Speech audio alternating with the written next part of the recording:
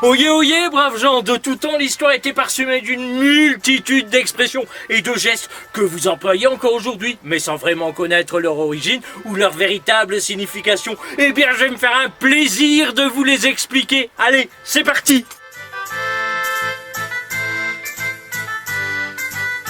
Aujourd'hui, nous allons voir une expression qui nous fait tomber dans un piège, et c'est « passer à la trappe ».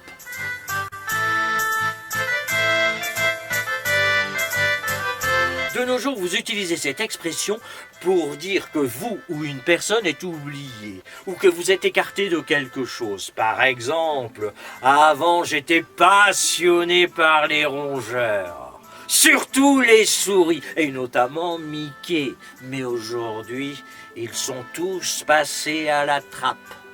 Mais d'où vient cette expression ? Cette expression nous vient du Moyen-Âge et plus précisément du XIIe siècle.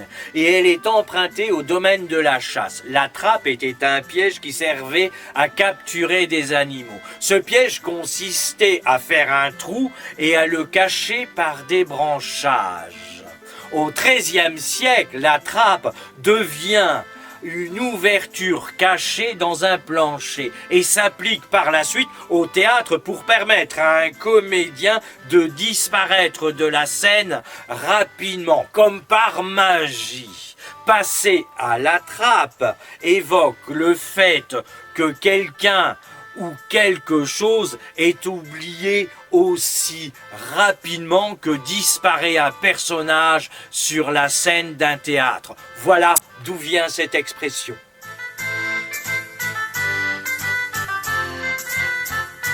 Donc, passer à la trappe, ce n'est pas se faire attraper, mais c'est plutôt se faire oublier, disparaître comme par enchantement. Tiens, ça me fait penser, c'est un peu comme les belles promesses électorales qui disparaissent comme par magie lorsque leur prometteur de beaux jours nous a attrapés dans ses filets.